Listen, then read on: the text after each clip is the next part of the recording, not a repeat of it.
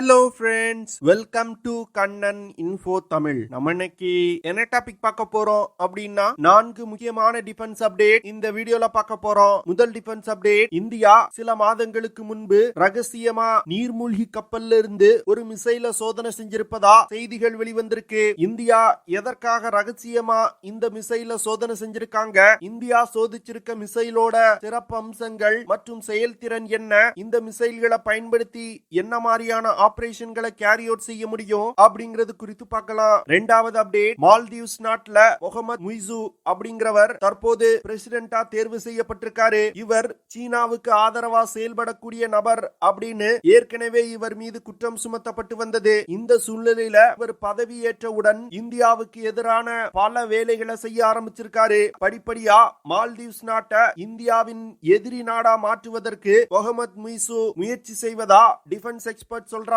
மால்தீவ்ஸ்ல இந்தியாவுக்கு எதிரா என்னென்ன விஷயங்கள் நடந்துகிட்டு இருக்கு, எதற்காக முகமது முய்சு இந்தியாவுக்கு எதிராக செயல்படுறாரு, இதை சமாளிப்பதற்கு இந்தியா என்ன செய்யணும் அப்படிங்கிறது குறித்து பார்க்கலாம். மூன்றாவது அப்டேட், இஸ்ரேல் பாலஸ்தீன் மோதல் தொடங்கியவுடன் பாகிஸ்தான்ல இஸ்ரேலுக்கு எதிராக மிகப்பெரிய போராட்டங்கள் வெடித்தது. அது மட்டும் இல்லாம பாலஸ்தீனத்துக்கு ஆதரவா பாகிஸ்தானை சேர்ந்த பல அரசியல் தலைவர்கள் பேச ஆரம்பிச்சாங்க. இந்த சூழ்நிலையில பாகிஸ்தான் பாலஸ்தீனத்திற்கும் துரோகம் செய்வது தெரிய வந்திருக்கு. பாகிஸ்தான் வெறுமன வாய் அளவுல தான் பாலஸ்தீனத்துக்கு ஆதரவு தெரிவிக்கிறாங்க.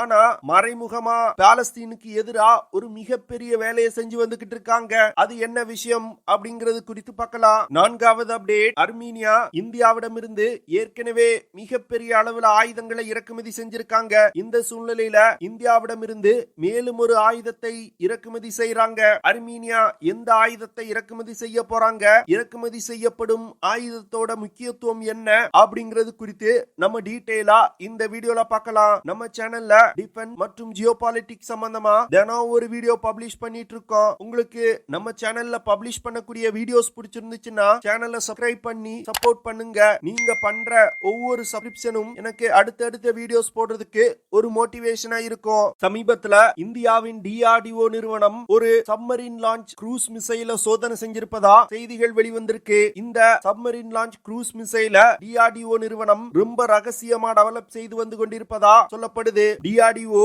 நிர்பை க்ரூஸ் மிசைல பேஸா வச்சு இந்த சப்மரீன் லான்ச் க்ரூஸ் மிசைல டெவலப் செஞ்சிருக்காங்க. DRDO இந்த மிசைல நீர்மூழ்கி கப்பல்களோட டார்பிடோ டியூப்ஸ்ல இருந்து லான்ச் செய்யும் வகையில உருவாக்கி இருக்காங்க. DRDO நடத்திய இந்த சோதனையில கிட்டத்தட்ட 402 கிலோமீட்டர் தூரத்துல உள்ள இலக்கை மிக துல்லியமா தாக்கி இருக்கு. சமீபத்துல நடந்த துபாய் ஏர் ஷோல DRDO இந்த சப்மரீன் லான்ச் க்ரூஸ் மிசைல காட்சிப்படுத்தி இருந்தாங்க. அதற்கு பிறகுதான் DRDO இது போன்ற ஒரு மிசைல ரகசியமா டெவலப் செய்து வந்து கொண்டிருப்பது தெரிய வந்திருக்கு. DRDO டெவலப் செஞ்சிருக்க இந்த submarine launch cruise missile 5.6 metre நீளமும் 975 கிலோகிராம் எடை கொண்டதா இருக்கும். DRDO இந்த மிசைல 2 வேரியன்ட்களா டெவலப் செஞ்சிருக்காங்க. முதல் வேரியன்ட் தரை இலக்குகளை தாக்கக்கூடிய ஒரு க்ரூஸ் மிசைல். இரண்டாவது வேரியன்ட் பிரத்யேகமா கப்பல்களை தாக்கி அளிப்பதற்காக உருவாக்கப்பட்டிருக்கு.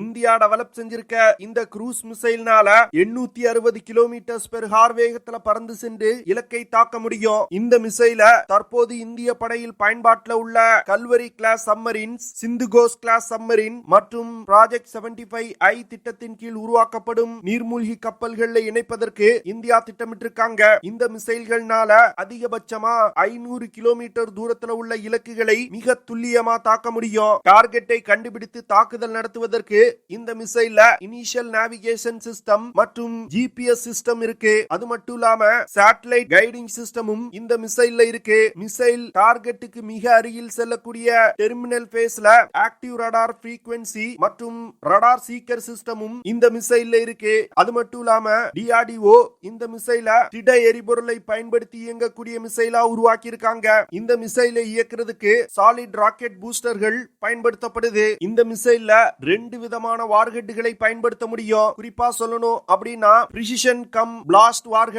பங்கர் பஸ்டிங் மற்றும் ஸ்ட்ராட்டஜிக்கல் முக்கியத்துவம் வாய்ந்த டார்கெட்டுகளை தாக்கி அளிப்பதற்கு பயன்படுத்துவாங்க. ஏர்பஸ் வார்ஹெட்களை சாஃப்ட் ஸ்கின் டார்கெட்டுகளை தாக்கி அளிப்பதற்கு பயன்படுத்துவாங்க. இந்தியாவின் முப்படைகள்ல சமீபத்துல தான் நிர்பை க்ரூஸ் மிசைல்களை பெருமளவுல இணைப்பதற்கு இந்தியா திட்டமிட்டிருக்காங்க. தற்போது நிர்பை மிசைல பேஸா வச்சு உருவாக்கப்பட்டிருக்க இந்த சப்மரீன் லான்ச் க்ரூஸ் மிசைல்களும் வரும் காலத்துல பெருமளவுல இந்தியாவின் நீர்மூழ்கி கப்பல்கள்ல பயன்படுத்தப்படும். அடுத்த அப்டேட், சமீபத்துல மால்தீவ்ஸ் நாட்டுல முகமது முய்சு அப்படிங்கிறவர் பிரசிடென்ட் ஆயிருக்காரு. இவரோட பதவியேற்பிற்கு பாரத பிரதமருக்கு அழைப்பு விடுத்திருந்தாரு. ஆனா இந்தியா சார்பா அருணாச்சல் பிரதேஷ் மாநிலத்தை சேர்ந்த எம்பியான கிரண் ரிஜிஜு அந்த பங்கனை அட்டெண்ட் செஞ்சாரு. அந்த நிகழ்ச்சி முடிஞ்சதுமே முகமது முய்சு கிரண் ரிஜிஜு கிட்ட இந்திய படையினரை மால்தீவ்ஸ்ல இருந்து நீக்கிக்கோங்க அப்படின்னு சொல்லியிருக்காரு. இவர் திடீர்னு இந்திய படையினரை மால்தீவ்ஸ்ல இருந்து நீக்கணும்னு சொல்லல. இந்த முகமது முய்சு எலெக்ஷன்ல நிக்கும் பொழுதே நாம் பிரசிடென்ட் ஆனா இந்திய படையினரை மால்தீவ்ஸ்ல இருந்து நீக்குவேன் அப்படின்னு சொல்லிட்டு தான் நின்னாரு. அவரை தான் மால்தீவ்ஸ் மக்கள் பிரசிடென்ட் ஆக்கியிருக்காங்க.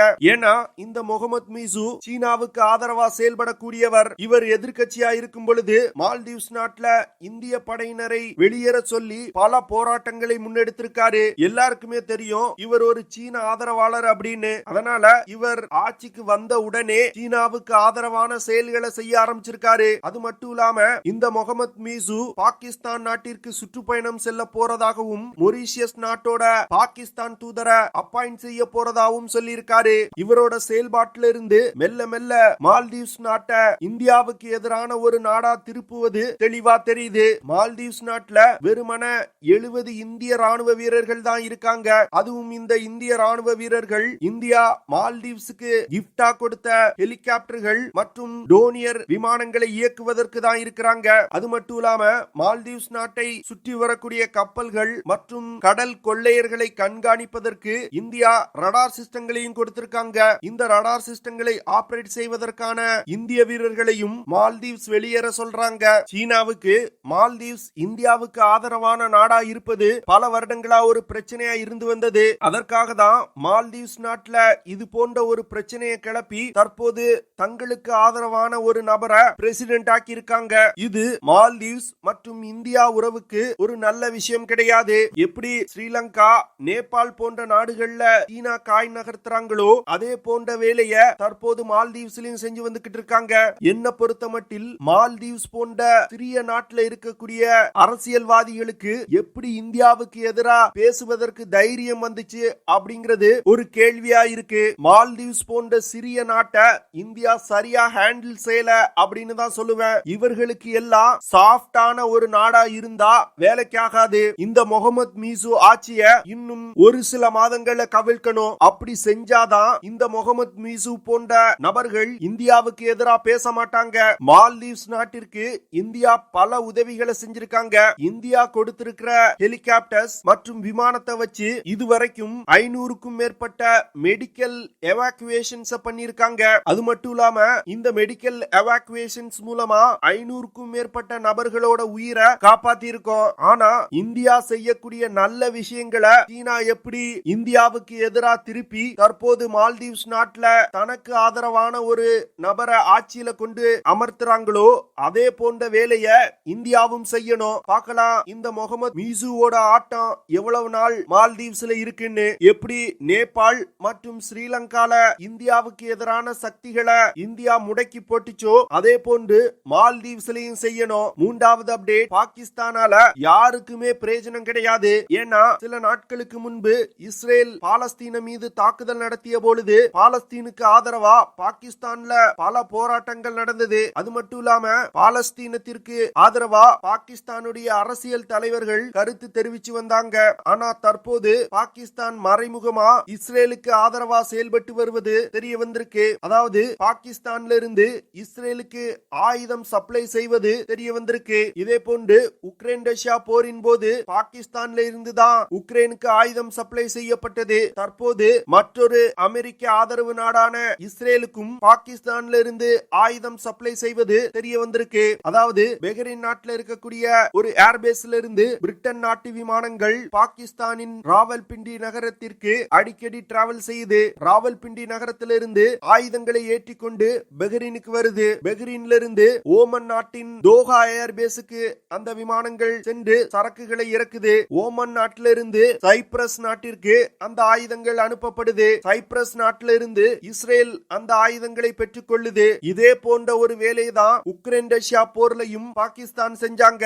ஆனா தற்போது தான் ஆதரவு தெரிவிக்கும் பாலஸ்தீனுக்கு எதிராகவும் ஆயுதங்களை சப்ளை செய்ய ஆரம்பிச்சிருக்காங்க. இதுதான் பாகிஸ்தானுடைய உண்மையான முகம். காசு எவன் கொடுக்கறானோ அவன் காலை நக்கி பிழைப்பதற்கு பாகிஸ்தான் தயாரா இருக்கும். பாகிஸ்தான் இஸ்ரேல் நாட்டிற்கு 155 mm ஆர்ட்டிலரி ஷெல்ஸ் சப்ளை செய்றாங்க.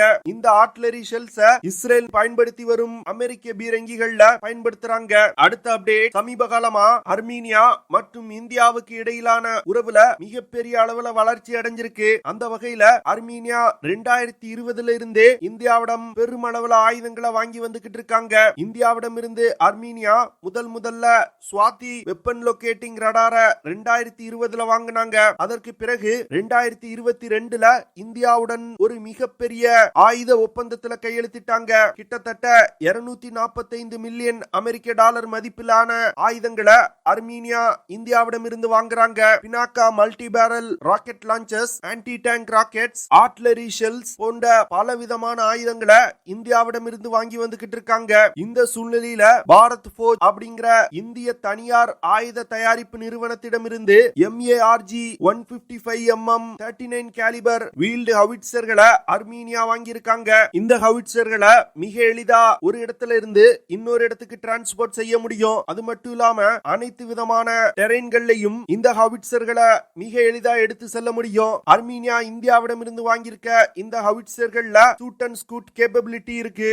அதாவது இந்த ஹவிட்சர்களை தேவைப்படும் பொழுது பங்கர்கள்ல இருந்து வெளியே எடுத்து வந்து தாக்குதல் நடத்திட்டு மறுபடியும் பங்கர்கள்ல மறைச்சு வைக்க முடியும். இது போன்ற கேப்பபிலிட்டி இந்த ஹவிட்சர்கள்ல இருக்கிறதுனால அர்மீனியா இந்த ஹவிட்சர்களை பெருமளவுல தன் படையில் இணைப்பதற்கு திட்டமிட்டு இருக்காங்க. ஓகே ஃப்ரெண்ட்ஸ், நம்ம வீடியோவோட நிறைவு பகுதிக்கு வந்துட்டோம். இதெல்லாம் தான் நான் உங்ககிட்ட ஷேர் பண்ணணும் அப்படின்னு நினைச்ச விஷயங்கள். ஐ ஹோப் நான் ஷேர் பண்ண விஷயங்கள் உங்களுக்கு பிடிச்சிருக்கும்னு நினைக்கிறேன். அப்படி பிடிச்சிருந்துச்சுன்னா ஷேர் பண்ணுங்க, லைக் பண்ணுங்க, கமெண்ட் பண்ணுங்க. மறக்காம நம்ம சேனலுக்கு சப்ஸ்கிரைப் பண்ணுங்க. அப்படியே அந்த பெல் நோட்டிபிகேஷனை கிளிக் பண்ணி ஆல்ங்கிற ஆப்ஷனை எனேபிள் பண்ணிக்கங்க. See you in the next video. Jai Hind.